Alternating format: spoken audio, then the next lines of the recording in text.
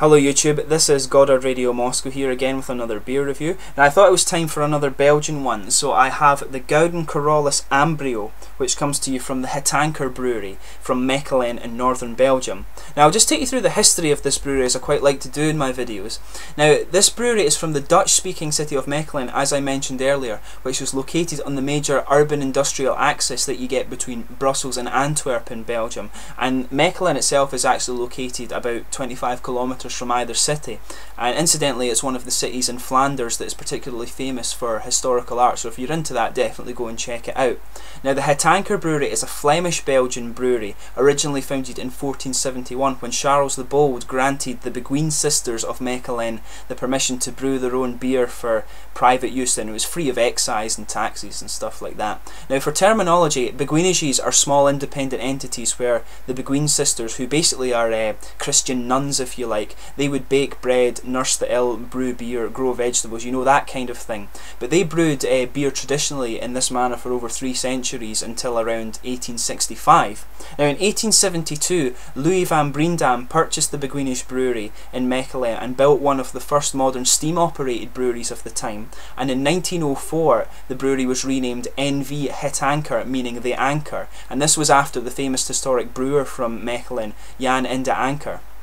Now in 1912, Victor van Breendam, the son of Louis, he built the first Belgian maltings made out of reinforced concrete, and this produced malt for Het Anker and various other local breweries in the region. Now Victor's son Charles, he used the extra capacity in this particular maltings to experiment with food based on wheat and other dry substances during the economic crisis that happened in the early 20th century. And incidentally, the brewery also was known to hire more people than was necessary to carry out their work during World War II, and this was basically to avoid Belgians having to do the enforced labour that was put on them by when the Third Reich occupied the country. Now in 1938, Charles had become the chairman of the Belgian Brewers Association, and after World War II he built a new state-of-the-art brew room that had copper kettles. They also decided at this time to drop the malting process and focus solely on producing beer. Now Charles was one of the first in Belgium to realise that the brewery couldn't survive solely on producing lager, and he began to produce ale at the start of the 1950s, and this was when he introduced the Emperor's beer range. Now in the 1960s, this Emperor's beer range was renamed Gouden Carolus, which is what the name that the range still holds today, and this was named after the gold coins of Charles Quint. Now he had been raised in Mechelen, and after his abdication he often ordered beer to be shipped to Spain. Now after the big success, the brewery stopped producing lager, and Charles' son Michael took over the brewery. And however, there was a short period of time during the 1980s when the brewery went into subsequent decline. Now in the 1990s, Michael's nephew Charles Leclerc took control of the brewery, and under his guardianship the brewery underwent a period of revival, and this was due to a series of modernisations, and they introduced many new beers during this period. I have them kind of listed here. The QV Van de Keyser, the beer of the king, which is available in the blue and red. They introduced the Carolus range, which is the Triple Ambrio, which is this one, the Hopsenior, which is an IPA, and they also introduced the Christmas and Easter special ones, which are both Belgian dark ales. Now the modernisation of this brewery was completed in 2010, and in 2010, interestingly, they also brought a 17th century gin distillery, and they began the production of the Gouden Carolus malt whisky. So I'll need to give that a try and see how it compares to some of the Scotch whiskies that you can get these days.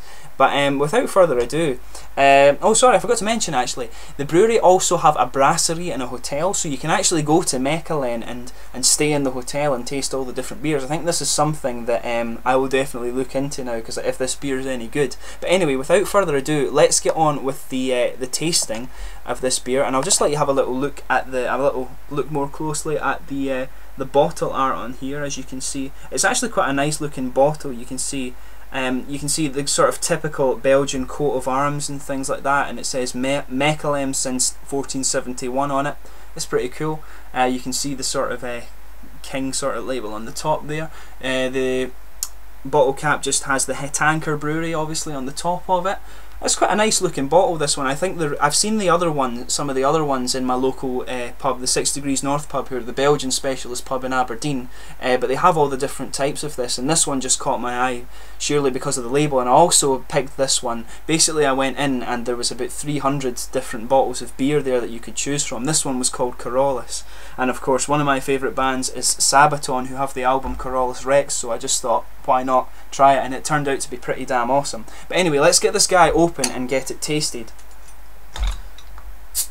Now the style of this one is it's an 8% Belgian strong ale, or a Belgian amber ale, however you want to describe it. But anyway, let's get this guy poured out and give it a taste. Just let it come out here. There's a lot of foam on this one. Try and get it out just nicely. Oh, there we are. Just let that settle a little bit. Hell of a lot of foam in this one. It's pretty awesome. There's just a little bit left in the bottle. I'll just leave that for later on. But anyway, there's very little bubbles present in this one. If I just hold this up a little bit to the light, you can see it's a very nice sort of red amber colour. I'll just check on the camera that you're able to see this properly. You can see there, it's a sort of very nice kind of red amber ale there. Really, really nice actually. There's a fair bit of bubbles actually visible in that, but the beer itself is kind of quite dark, so you can't see it so well. But anyway, let's just give it a little smell and see. So actually, it smells like really, really nice. It's a sort of, can kind of smell like caramel malts to it. It's quite bready as well actually. There's kind of, I think there's some yeast in there also, kind of. There's a little kind of element of spice to it, but very, very, very, very fluffy head on this one. It's quite cool actually how it's kind of fluffed up like that. I'll just see if I can get the last little bit out. There we are. Okay, now let's give this one a taste.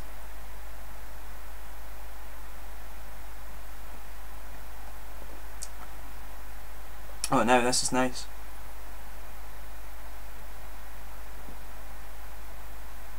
The taste that I'm getting off of this starts off immediately with the kind of, the sort of bready malts.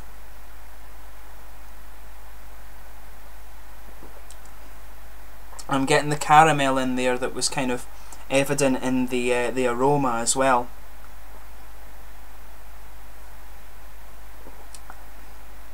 It actually has a real element of kind of brown sugar to the caramel in it. It's actually quite an unusual taste the caramel has in this one, but I'm getting the dark fruits in there as well, kind of raisiny dark fruits.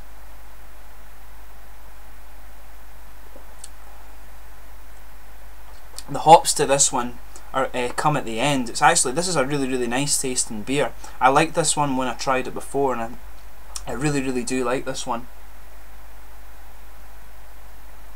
But yeah, the bready malts come first. You have that element of caramel, sort of brown sugar thing.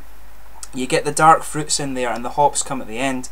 In terms of the mouth, it's quite light actually. It's kind of, it has a little bit of crispness to it. The alcohol, you can actually feel the alcohol a little bit in this one, but like one of the key features of Belgian beer is that, you know, you can drink quite a lot of these and not realise how strong they are. You do get a little feeling of alcohol from this one.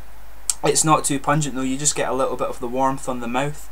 But like I say, on the mouth, it's kind of warm, bit light, maybe a little bit crisp as well. It's very, very smooth, I have to say.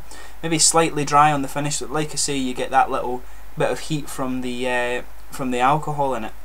But the whole idea behind this beer is basically, the brewery say it was to combine the sort of strong, awesome flavours that you get in the dark beers with the sort of lightness of the blonde beers. So this is where they came up with the amber beer, and it actually does it really, really well. This is a beer that I really, really like, and I really want to try the other beers that are in the Carolus range from this one. I think I would definitely say it's a very flavourful beer. If you get the chance to try it, definitely take a look at it. It's got a really, really nice unique caramel taste to it with the kind of dark fruits and things mixed in, and the hops are really nice mixed into it as well. There's good balance between the flavour in this beer.